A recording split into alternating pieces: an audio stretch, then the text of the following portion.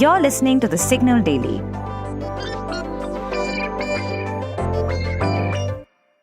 Hi, I'm Shorbari, your host for The Signal Daily podcast. This is the episode for 7th June 2024. Today we're discussing China's entry into the billion-dollar market of weight loss drugs. We also talk about India's luggage industry and what issues a legacy brand like VIP is facing in this growing market. Very soon, desperate patients will stop paying an arm and a leg for fat-melting wonder drugs. I'm saying so because China's generic drug makers have entered the chat. Novo Nordisk's patent on semaglutide expires in 2026, and that is going to change the landscape. If you haven't been following the Ozempic story as obsessively as I have, here's a brief recap. So semaglutide is the active ingredient in diabetes drugs Ozempic and its weight loss counterpart Wegovy. Danish company Novo Nordisk is semaglutide's single patent holder.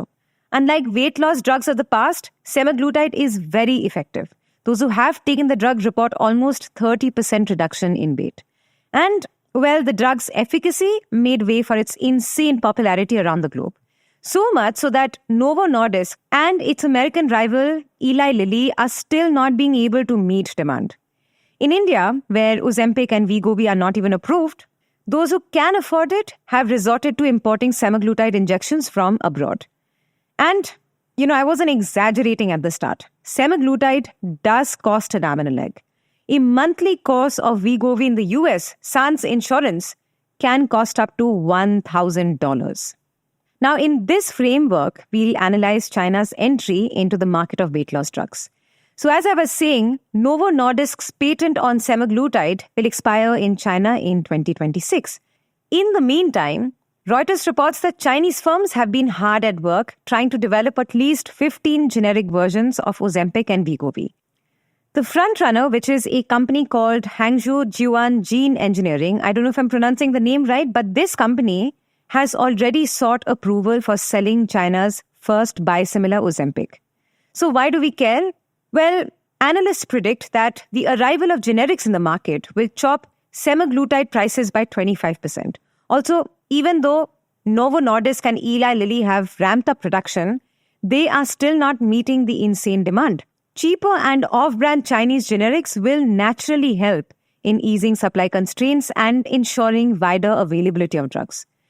And by the way, Indian drug makers like Cipla, Lupin and Dr. Reddy's are also developing Wegovy versions. So, if semaglutide's production shoots up in China, Indian firms may also gain cost advantages by tapping into Chinese bulk drug suppliers, potentially accelerating their own generic launches.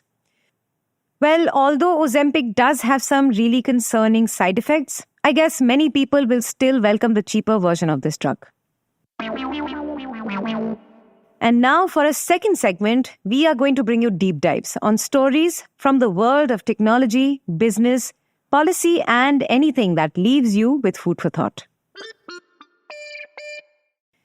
Back in the day when there wasn't such stiff competition in the Indian market, some old brands became so popular that they became synonymous with the very commodities that they sell.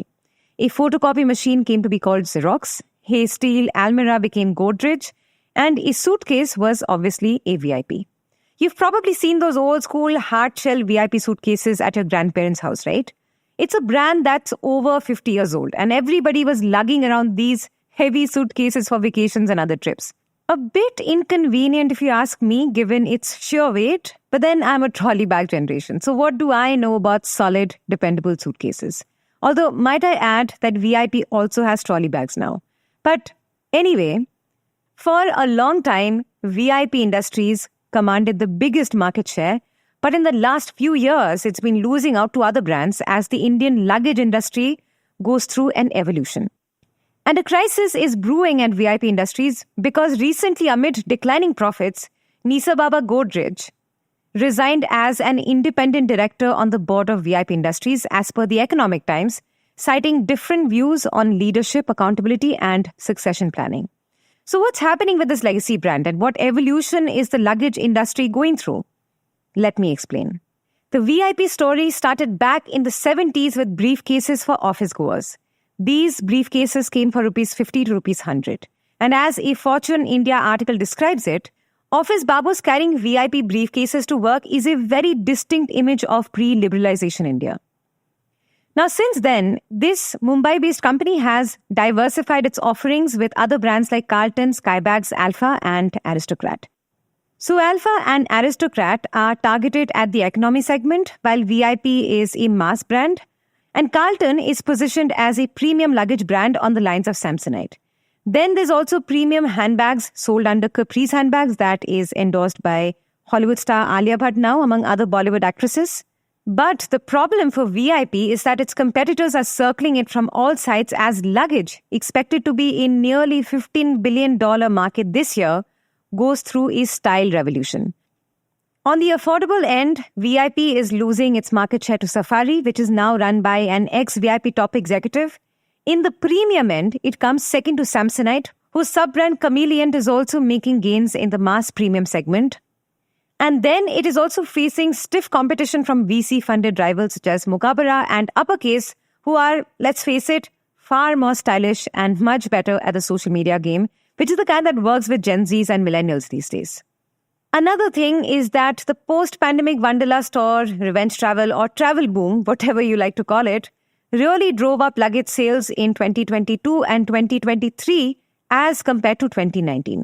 2022 saw a 50 to 70% increase in sales growth as compared to the pre-pandemic period of 2019, which was historically the best year for the Indian luggage industry. The upshot is that VIP isn't in a great spot. This financial year, its sales went up 8% to over rupees 2,200 crores, but profits fell to just a third at rupees 52 crore per the company's financials. To top it off, VIP Industries promoters, the Piramalls, have been planning a stake sale since last year. Given these challenges, they've already postponed the plans once earlier this year, according to Forbes India. No wonder Nisaba Godrej is worried. VIP needs to find new avenues of growth. So, company executives told investors last month that they will launch travel accessories later this year. Can neck pillows and eye masks do for VIP what the humble suitcase no more can? If you like listening to The Signal Daily, please show some support. Rate us and review us on Apple Podcasts and Spotify. We'd love to hear what you have to say about this podcast. So feel free to shoot an email at hello@thesignal.co. This episode was researched, written and produced by me, Shorbari, and Anup Simwal. Edited by Soumya Gupta. Mastered and mixed by Yash Hirve. You can catch this podcast every morning on Spotify, Apple, Amazon Prime Music, or wherever you listen to your podcast. We are thesignal.co on Instagram, LinkedIn, and Twitter.